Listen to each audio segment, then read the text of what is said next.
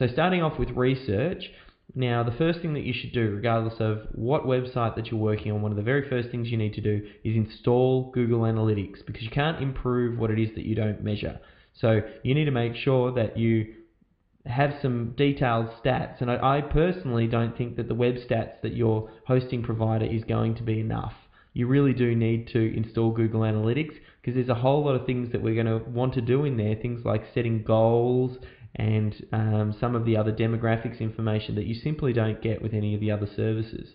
So yeah, word of caution, I suppose, though, with Google Analytics. All too often I see people, you just get lost in the numbers. There's so much in there. If you jump into your Google Analytics account, you can feel productive, but you might spend 2-3 hours just navigating around your website, feeling like you're learning a little bit about your target market, when really you're not very outcome driven. It's more just getting in there, feeling mildly productive, feeling busy. You might do that if you're unfamiliar with Google Analytics, do it once just to get in there and get a feel with it. And you might head over to YouTube as well and do just some searches on YouTube and look for understanding Google Analytics and Google Analytics tutorial. And another really good tutorial, there's a whole lot of excellent training that most people just don't go through that Google provides.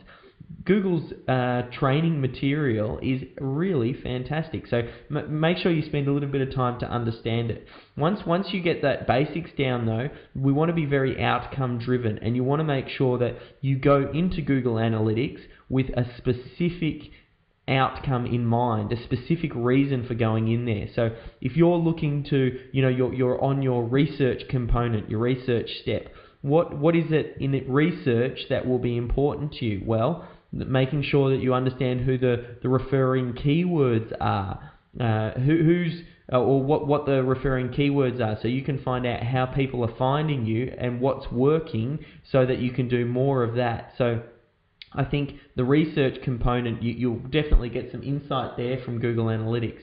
Then there's the traffic as well. Under the traffic, you want to have a look at what's driving the most traffic. You want to know, are people getting there through organic, pay-per-click, that type of information, so you know that what's working, and you can focus on the pages as well. Often one of the little techniques that we do in our SEO company is we'll look for pages that are driving traffic to our website that are on page number 1 but not position number 1, because we know if it's already driving traffic to the website, if we can shift it up to position number 1, you can get many-fold increase on that traffic back to the website. So it's focusing on what's working, going for where you're strong, as opposed to, I suppose, that's a little bit counterintuitive, because most people think that you should focus on your weakness, and by focusing on your weaknesses, you then bring up everything and bring up your average. But that's not the best way to go. The best way is to focus in on your strengths.